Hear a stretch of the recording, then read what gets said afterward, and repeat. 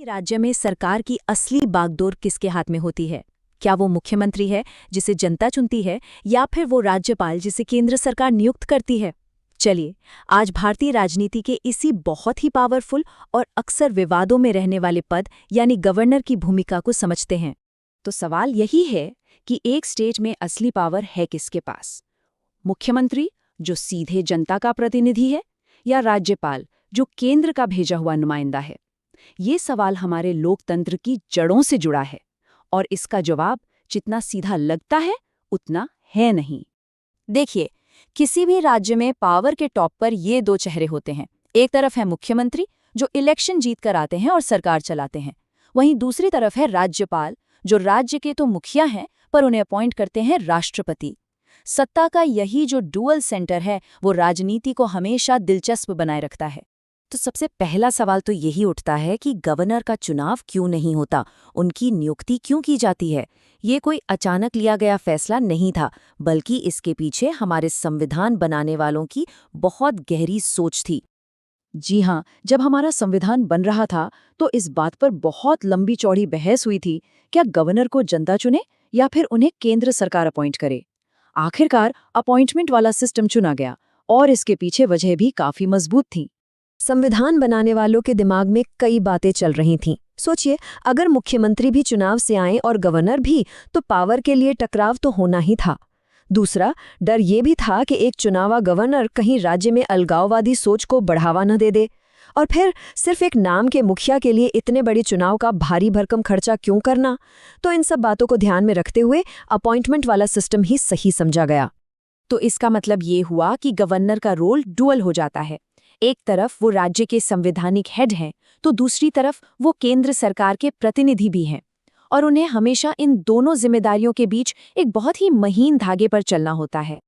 अच्छा, अपॉइंटमेंट की वजह तो समझ आ गई, पर सवाल ये है कि एक गवर्नर के हाथ में आखिर कौन कौन सी पावर्स होती हैं? चलिए, जरा उनके अधिकारों पर एक नजर डालते हैं। सबसे पहले आती हैं एग्जीक्यूटिव पावर्स। इसका सीधा सा मतलब है कि स्टेट गवर्नमेंट का हर एक्शन, हर ऑर्डर ऑफिशियली गवर्नर के नाम पर ही लिया जाता है। यहाँ तक कि चीफ मिनिस्टर और उनके मंत्रियों को अपॉइंट भी गवर्नर ही करते हैं, जिससे सरकार चलाने का प्रोसेस शुरू होता है। इसके बाद आती हैं विधायी शक्तियां, यानी कानून बनाने की प्रक्रिया में उनका रोल। गवर्नर विधानसभा का सेशन बुला भी सकते हैं और उसे भंग भी कर सकते हैं। और सबसे बड़ी बात, असेंबली में कोई बिल चाहे पास भी हो जाए, वो तब तक कानून नहीं बन सकता जब तक गवर्नर उस पर अपनी मुहर न लगा दे। और इसी विधायी शक्ति में एक बहुत बड़ा ट्विस्ट है। गवर्नर चाहें तो राज्य विधानसभा से पास हुए किसी भी बिल को रोक सकते हैं और उसे सीधे राष्ट्रपति के पास विचार के लिए भेज सकते हैं। ये एक ऐसा टूल है जो सीधे सीधे केंद्र सरकार को राज्य के कानून में दखल देने का रास्ता खोल देता है। पैसों की, यानी फाइनेंशियल पावर्स की, राज्य का जो सालाना बजट होता है वो गव से समझिए।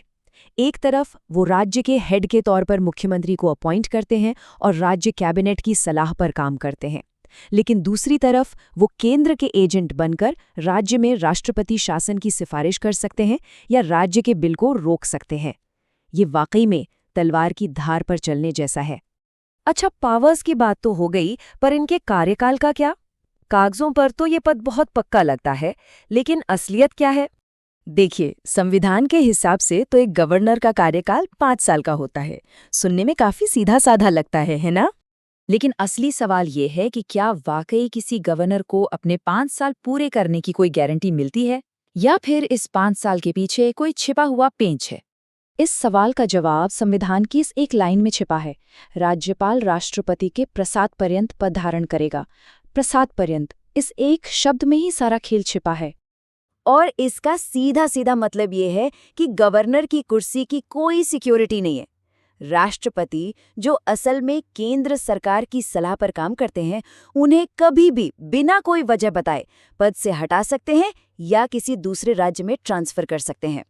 तो आखिर में हम इसी बड़े सवाल पर आकर रुकते हैं। क्या गवर्नर का पद हमारे फेडरल स्ट्रक्चर, यानी केंद्र और राज्यों के रिश्ते का एक गार्डियन है, या फिर ये केंद्र के हाथ में एक पॉलिटिकल टूल बन जाता है? ये वो सवाल है जो आज भी इंडियन पॉलिटिक्स में गूंजता है।